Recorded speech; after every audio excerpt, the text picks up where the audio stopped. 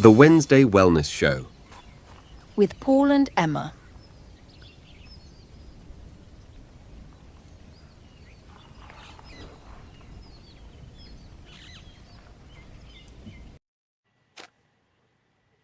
Hello, welcome to the Wednesday Wellness Show. I'm your host, Paul. And the I'm wonderful... Yeah, go on then. We'll rehearse this Emma one day. Goodwin from Timeless Cookery. We've got a lag already. Things are looking up. Yeah, so we got taken down last week, Emma, which was a bit of a surprise and very disappointing. It was probably all my fault. Well, maybe I said one or two things as well that could be deemed controversial, I suppose, but we're just trying to find our way with this and try and work out what we can actually say, because it's a heavily censored subject. Anyway, today we're talking about incontinence. So I've got a little slide to get us started. Now, I did a stream on Sunday evening on my other channel, and things didn't work very smoothly, unfortunately. So I'm hoping today that things go better. Any second now, you should be able to see that on your screen. Can you confirm, Emma Goodwin? I can see something, but it's quite tiny on my little computer. Right, okay, fair enough. Well, I can see it. I'll get going. So I'm just going to read this out before we get started. And I'm not going to start at the top because I've got the order slightly wrong. So bear with me. I'm going to start with the second sentence. So the bladder, located in the front of the pelvis, is an important muscular organ with a sensitive system of nerves that acts as a holding chamber and protects the kidneys from infections. Determining how people maintain bladder control may come down to learning how the brain communicates with that organ. Incontinence is usually a symptom of something.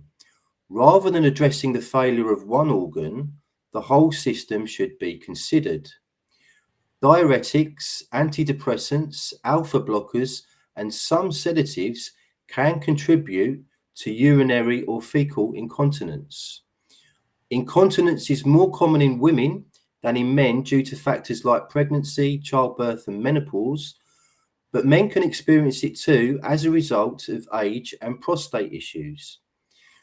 So why are we not prioritizing bladder health when people's mental health and intimate relationships are so negatively affected when things go wrong?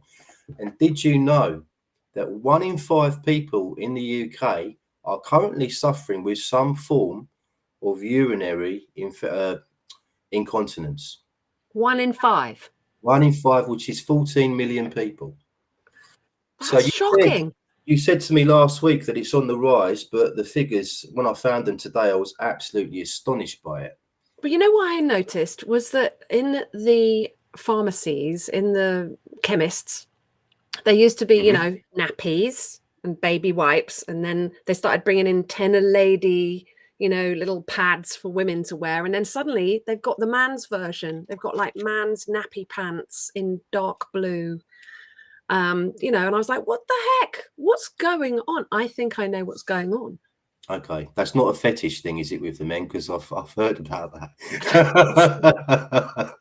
Sorry, you carry on, Emma. We can laugh, and it's good to laugh. But some people, when they laugh, they pee themselves, and some people, when they cough, they pee themselves, and when they sneeze, they pee themselves. In fact, after I had my kids, that happened to me, and what they tell you is, well, that's it. Your pelvic floor is damaged. And, because you've had so many babies, or, having prolapse after it means the pelvic floor sort of collapses after having lots of babies. But what happens is this happens when we have any kind of scar tissue. So it could be from surgeries. I tell you what I'm going to say is oxalates. Oxalates are the culprits because they congregate around scar tissue, and they make the fibrinogen hard. That's why scars are white, because they're full of, if you're high in oxalate crystals, high in oxalate ions, the ions will crystallize into oxalate crystals, and they will congregate around where there is scar tissue. Mm-hmm. So oxalate toxicity manifests in a myriad of ways, but one of the real telltales for oxalate toxicity is vulvodynia, when you can't have sex because it's too painful. Also, UTI, so-called infections, are a fairly sure sign that if you have constant interstitial cystitis, constant reoccurring problems down there, it's a sure sign of oxalate toxicity.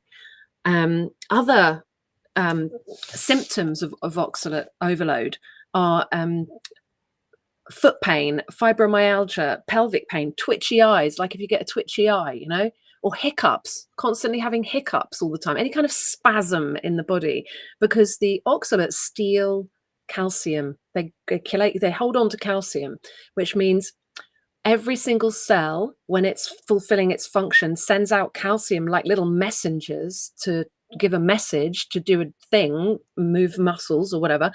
And the calcium oxalate crystals kidnap them and hold them hostage so they can't deliver their message. And you start getting all twitchy. You know, both my kids had terrible tics and twitches when they were little. I know they were both oxalate overloaded. Biddy was born with little white spots, calcium spots on her cheeks and on the tops of her arms. Wow. Other telltales are your eyes being really poor because oxalate crystals like to congregate in the eyes. Moods, your moods can be affected. Kidney stones, obviously, and getting up frequently for a pee in the night. And if your pee is cloudy, that's a sure sign that there are oxalate crystals being excreted, which is kind of a good thing because that means they're not congregating and causing kidney stones. So oxalates are a big culprit when it comes to incontinence, both pee and doo-doo. So fecal incontinence, Really? because they are paralyzers. Oxalate crystals congregate somewhere and they paralyze. That oxalate is a naturally occurring plant toxin that the plants put out to paralyze the leaf-eating or the root-eating pests. So a pest is not going to eat too much of whatever that is because it's going to get paralyzed. So we're all getting paralyzed by oxalate crystals, and they are very high in lots of foods that lots of us eat all the time. Potatoes, sweet potatoes, chocolate, spinach, chard, beet greens, beetroots, even carrots are quite high. Nuts. Nuts, nut milks are off the scale high. Apart from macadamia nuts, they're very low apparently. Yeah, macadamia nuts, they're pretty good. Pecans are okay, and squirrel nuts, my daughter calls them. That's rude. Stop it. You know, hazelnuts. Roasted hazelnut butter is quite a nice addition to some recipes. Just a teaspoonful because it's so rich and flavorful. But peanut butter, forget it, really. And cashew nut butter, almond butter, they're all really high. If you're only using a little bit, then fair enough. But what about if you're having almond bread for breakfast, and then a spinach smoothie and a sweet potato and some beetroot salad, whatever, for lunch? Then you're having peanut butter and chocolate keto treats for afternoon snacks. Suddenly you've taken in 1,000, 2,000 milligrams of oxalates, and the body can only process about 50 milligrams in a And day. they're telling everyone to go plant-based. Anyone who's been vegetarian or vegan for any length of time probably has an oxalate issue. And what's interesting is we all had at some point oxalobacter in our microbiomes, and for some reason oxalobacter seems to have disappeared, and they were sort of oxalate eating or oxalate processing bacteria. And since the low levels of antibiotics in the food system, you know, even if you haven't taken any antibiotics, you will have still been exposed to them. The oxalobacter seem to not be present. So our biomes are deficient. You know, the biodiversity in our microbiomes has been severely cut. We're about 50% of what we would have been in the 1920s, 30s, 40s, by all accounts. That's what they say. And oxalates are mineral robbers.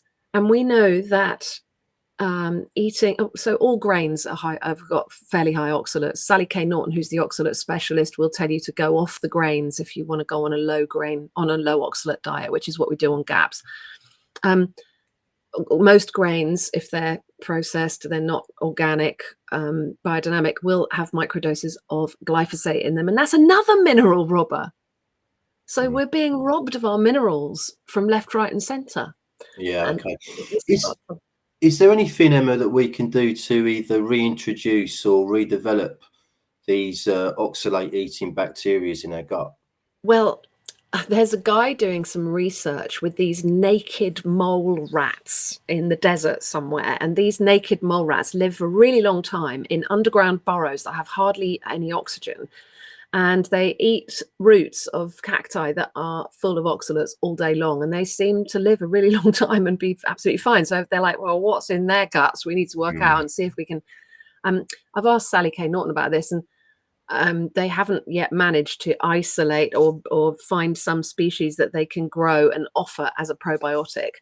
But what I'm thinking is, if you take something like beetroot, which is very high in oxalate, and you consider the fact that every living thing comes with the bacteria it needs to break it down to nothing when it dies.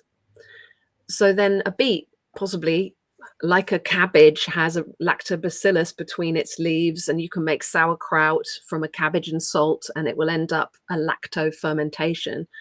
If we lacto ferment beetroot into kvass or something like that, which is a blood tonic, where you lacto ferment beetroot, perhaps we might be getting some benefits from that from the point of view of getting oxalates out of the system. Brilliant. Okay. So you've mentioned things like fibromyalgia, kidney stones, certain forms of arthritis possibly that are connected to oxalate. So if somebody's watching this and they've got one of those conditions and they're completely new to this information, as so many people are, not many people know about oxalates, what would be the right way of going about, sorting this problem out? Well, slowly but surely, you've got to stop putting them in. So be aware of the high oxalate foods, and you can find lists out there online of high oxalate foods. And there are other foods that are very low oxalate, and you can eat as many of those as you like. And animal products are completely safe. So you can have as much meat, fish, eggs, dairy, fermented 24 hours, hopefully, butter, good fat, and then lots of low ox veg. So stop putting them in, but don't go cold turkey. Just choose the highest one and take that out. Like chocolate is dark chocolate. Milk chocolate is okay, but dark chocolate is really high. And the people say, but I'm having 90%. It's like, that's even worse. Don't do it. So stop putting them in. And then we need to change the diet, and so get off the grains as well. Correct the acidity in the body, because oxalate crystals cause acidity. So we need to alkalize, but I don't mean eat a load of veg. I mean actually have citric acid, because that is alkalizing. And citric acid is what we need. It's perverse. It sounds bonkers. You're having acids to alkalize the body, but citric acid, as in lemon juice, will acidify, will alkalize the body. And be having bicarbonate of soda. That's lovely alkalizing. So what I do is I mix lemon juice with bicarb, so that I'm not sipping an acid all day for the enamel on my teeth. And that's very alkalizing. Sweating and saunas is really good for getting oxalates out. So having a hot bath where you go bright pink, and be putting minerals into the bath, so you're remineralizing the body. Epsom salts, Dead Sea salts, potassium bicarbonate. Drink plenty of water if you're doing that. Well, maybe not drink water, maybe drink a mineral drink, maybe drink an electrolyte drink to get even more minerals in. Be having lemon juice with bicarb with cream of tartar, which is potassium bitartrate, and sea salt. So you'll be getting sea minerals and micro minerals. Be eating shilajit, having humic and fulvic minerals. you know, remineralized. I don't drink water anymore. I just drink stock, which is full of amino acids, collagen and gelatin and minerals, and a mineral drink. How many minerals can you get in? The most important one is calcium. And everyone's saying you don't need calcium. Everyone's got plenty of calcium in their body. They've got calcium oxalate crystals in their body. That's what they've got. And it gets into your bones. You know, your body will build itself of calcium oxalate crystals over the years until suddenly you've had enough and things start to go wrong. So stop putting it in and then start to get it out with calcium citrate. And calcium citrate, yeah, you sell an Oxbuster thing that we Oxbusters, yeah, which is calcium citrate, potassium citrate, and magnesium citrate, all in a gelatin capsule, which is bang on. So that's an excellent remedy. And slowly, surely get them out, just gradually, you know. Some people say you talk about bicarb, which I think is an excellent remedy for what you're talking about. But some people say that you shouldn't consume it internally. I disagree completely, but you know, it's a first aid remedy for acid reflux. So if you're burning here, then sip on some bicarb, but you don't want to use that regularly every day around meal times because you want your stomach to be acidic. So you can use it as a first aid remedy, and you can use it on an empty stomach, and then, you know, don't have it just before you're going to eat, and don't have it while you're eating. Don't have it just after you've eaten, because your stomach needs to be at a pH of like 2, which is really, really acid, hydrochloric acid. You don't want to neutralize that acid. You want to encourage it by eating things like sauerkraut or a shot of cider vinegar. You want to encourage the acidity in the stomach before you eat. Okay, we've had a question from Craftomatic. She has asked, what about raw chocolate or cacao? Same story, because these trees, the cacao tree, grows in the understory of the tropical forest. It grows underneath other trees, slightly shady. So plants that struggle, well, plants that grow where there's not much light have to protect themselves more from pest, you know, attacks. And so they have more oxalate crystals in their makeup. Yeah. Okay, well, I enjoy the occasional cup of cacao, usually in the winter at night or something like that, hot chocolate. If I was to do that once a week or something, you know, I'm not going to end up with problems, am I? You know, we need to look at all sources of oxalates. So if you're, like I said earlier, you know, if you're having a beetroot salad with a sweet potato, that's already too much oxalate in one go. And then if you happen to have some peanut butter and a bit of chocolate a bit later on in the day, you've already OD'd. So you've got to look at all sources of oxalates. Breakfast cereal's got oxalates, toast and grains have got oxalates in them, and lectins and phytates and other plant toxins. So you've got to look at all sources. And then if you are going to have a treat, make sure you don't have any other oxalates during that day. And then find out how many milligrams of oxalate there is in a square of dark chocolate. And if you're going to have 4 squares, how much oxalates is that? Is it 60 milligrams? That's still over the 50 milligram limit of your body being able to excrete it comfortably and safely. Yeah. Okay. I mean, I've read Sally Kay Norton's book, which is called Toxic Superfoods. Well done. And I seem to remember reading that she said that people have actually been hospitalized after consuming just 2 cups of spinach. Yeah. So it's sorrel as well. Sorrel soup. Yeah, sorrel. Yeah, really high. Chard. Yeah. No, it's a real big problem. You know, what is on every street corner? Crisps. What can you get in every restaurant? Chips, and they're cooked in vegetable oil, which is also a killer. And you know, what can you get by the checkout in every single shop, on every street corner, on every town, in every city, in every country in the whole wide world? Chocolate. It's not a treat. And if you're craving chocolate, you're probably magnesium deficient. I'll just add that. I've just been doing my Timeless Cookery Club. I just took a new intake of students for instead of bread. And we just did a live cookery class yesterday, and I showed them how to make chocolate spread that tastes like a bit like that well-known brand, Nutella. Mm-hmm.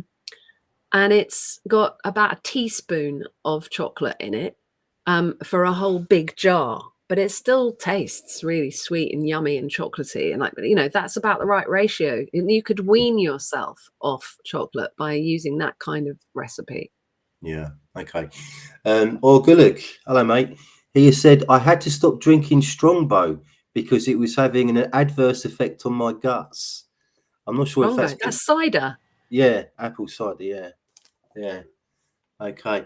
Craft-O-Matic is asking about Shilajit. What are the benefits? Well, it's micro minerals.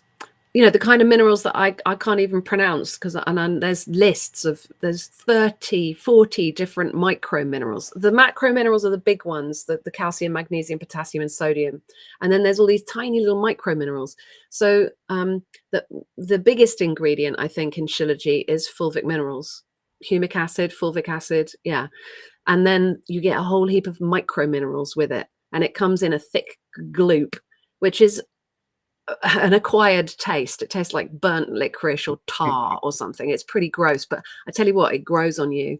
And they say to take a little grain of rice sized portion and melt it into some kind of fatty liquid like coconut milk or a milk, you know, kefir, whatever. But I just take a pea sized and put it under my tongue, and I love it because I feel it immediately. You feel the effects immediately of getting all those micro minerals, you know, chromium and molybdenum and viridium and I don't know what else they're called, but they're tiny little micro minerals. You only need the tiniest little bit, you know. Mm. And Shilajit's full of that. Yeah, Shilajit is a very good product. I would add, I am biased because I sell fulvic minerals, but they are superior because they contain more nutrition. And there are some issues with how Shilajit is extracted. There's a potentiality for a little tiny bit of heavy metal toxicity that comes with Shilajit. Plus, with fulvic, of course, which I'm drinking now, you've just got a little bottle and 7 droppers. If you're drinking Shilajit in water, you have to wait about half an hour for it to dissolve. It's a nightmare. Unless you don't mind sticking it under your tongue, like I Unless you're do. hardcore like Emma, yeah, Yeah. of course, yeah. Right. Okay, we've had plenty of comments, so I'll stick another one on the screen. Here's one from Cockolass. Hello, Caroline. She says, I need to cut out the food you mentioned. I have symptoms you describe, smaxify oxalates in my body. I eat tomatoes, oh dear, peanut butter, nuts, chocolate daily. And sorry, I'm not laughing at you, Caroline.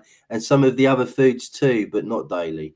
Okay, so you are taking on quite a lot of oxalates, and that they accumulate, don't they, Emma? They do, because we don't have these oxalate-eating bacteria anymore, and they are mineral robbers. And then when your body becomes mineral deficient, your electrolyte balance goes off in your blood, and then suddenly everything goes wrong. And it can manifest in a myriad of ways for wherever your weak spot is, that's where it's going to hit. But, you know, we haven't even talked about the incontinence thing really, but going off oxalates is going to help with incontinence 100%. Yes. 100%. Yeah. Definitely. Okay. But you've been away to come and work with me, Caroline. That's what I do. That I can help you cut out those foods you mentioned. And yeah. She's an amazing GAPS coach. Okay. Next comment, also from Caroline. Are these high oxalate problems happening more these days because of the sheer amount of food choices available? We wouldn't have these choices in days gone by and before importation of foods. Absolutely, you know. Yeah. Absolutely. 100%. Yeah. You know, we're spoilt for choice, literally. We're spoilt for choice. I mean, from my perspective, I'm trying to think of a world without supermarkets when I'm, you know, sort of deciding what I'm going to eat and consume that day. So I'm trying to think ancestrally, locally, you know, and just by doing that, you're going to avoid an awful lot of problems. And without also, you can prepare nuts and seeds. You can get rid of some of the phytates and anti-enzymes and lectins by skinning and de-seeding your tomatoes as well. You can get rid of some of the oxalates by preparing them carefully. But yeah, if you were actually going to harvest your own nuts, out there and process them, crack them open, make your nut butter or whatever, it takes forever. It takes ages. But because of the industrial processes, we sort of suddenly think we can eat as many as we like. But yeah. it's not natural. We need to eat seasonally, and imagining if we were doing it ourselves. Yeah, you're right. Get rid of the supermarkets. You only really need a good butcher, a good fishmonger, somewhere where you can buy some fresh fruit and veg that's organic, untreated. Or grow your own. Grow your own. And, Yeah. the dairy man with the butter and, cultured cream and all that. Heavenly. And just going back to nuts as well, I soak my nuts overnight for a good 12 hours before consuming. That's the way. Yeah, exactly right. Right, just before we return back to incontinence, we've had one more comment from a new viewer called Adam Young. Hello, Adam. Welcome. He has said, "What do you think about Irish sea moss?" Yeah, that is very high in minerals. It's also very high in completely indigestible cellulose. And you know what, I'm not into methyl cellulose, which is what the vegan friendly capsules are. And sea moss is a bit like that. It's really high in an indigestible cellulose because, being in the sea, seaweed has to be, or sea moss has to be like really tough to weather the waves and all that jazz. So making some kind of tincture or drink from it and extracting the minerals from it, but not actually eating the fiber, I'd be in favor of. But on GAPS, we avoid fiber as much as we can because a broken gut lining doesn't want fiber. What about bathing in things like Irish sea moss? I used to bathe Yeah. in bladderwrack many Yes. years ago. Yeah. Put seaweed That's in the okay, bath. It's isn't a it? great idea. I love balenotherapy. Bathing in hot salts or hot seaweed or hot minerals like potassium bicarbonate or whatever. It's a great plan.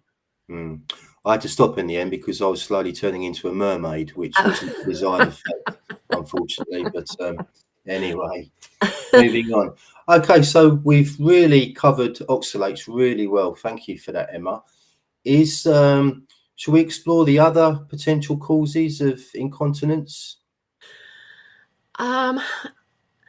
I don't know of any. I don't know what they are. I mean, people say I get constant UTI infections, but in my opinion, and how I've helped people deal with that in the past is by going low oxalate, and then because the oxalate crystals are trying to come out through the mucosal membrane, it's down there, and so we tackle it by going low ox and doing sweating, saunas, baths, calcium citrate, ox busters, whatever. And then we find the infections go away because they're not really an infection. They are literally crystals trying to come out through the mucosal membranes, breaking the mucosal membrane, and then you get bacteria trying to eat up the dead tissue and they try and treat the bacterial infection, but the root cause is oxalates. So I don't know what other causes. When the oxalate ions paralyze the colon, that's when we get incontinence. You get numb down there, completely numb, or completely really really itchy, and then they think, oh, it's a yeast infection, so they treat that with an antifungal. It's like, no, let's yeah, you can swing from really badly constipated to completely loose and incontinent with oxalate toxicity in the colon. Yeah. Okay, I will add, from a man's perspective, the prostate's location and size impacts bladder control. So if it's enlarged, it will press against the bladder and that can cause leakages. Yeah. So, and the prostate is just like your tonsils or whatever, except it's down there and it's in men and not women. So it's just like it's a gland that's there for capturing toxins and infection and bugs, and it's a gland. Glands are used in the body to fight infection, to hold on to rubbish. And so if you've got a lot of rubbish in your body, that gland's going to be enlarged. So we need to detox the body, adequately nourish the body, go low oxalate, and get remineralized. that's the rules really of like, what's wrong with you? Try this. Brilliant. Okay. I suppose the only other angle that I can think of when it comes to incontinence is old age, because it is very common in old people, isn't it? So from my perspective, I think that that could be to do possibly with the brain's relationship with the bladder, because our bladder is full of nerves and the brain is always communicating with the bladder. So I guess that brain health, as you're aging, is very, very important. Well, again, what's your brain made of? Fat Yeah, and water, fats. fat And and they've been water. telling us to not eat the fats. So let's be eating fats and let's not be eating starchy carbs because they interfere with mineral and electrolyte. You know, they use up lots of, if you're eating starchy carbs, your body needs a heck of a lot of minerals just to metabolize them. But we haven't got enough minerals because our minerals are being robbed by glyphosate and oxalate. So it's like a catch-22.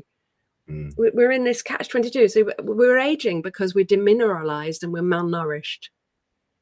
Absolutely. And then you lose your muscle tone because of the electrolyte balance in your blood being off, and your muscles not being able to work properly because every time your cell sends out a little calcium messenger, it gets robbed, it gets kidnapped and held onto, so it can't send its message. It's all interlinked. Yeah. Okay, so we're saying eat plenty of healthy fats, nourish yourself, detox. Fulvic minerals are really, really good in that respect, as is shilajit, but not quite as much. Oxbusters. Oxbusters, of course. Yeah. Lemon juice with bicarb. Yeah. Hot salt baths, saunas, sweating them out is really good. Vinegar, apple cider vinegar is a dissolver of crystals.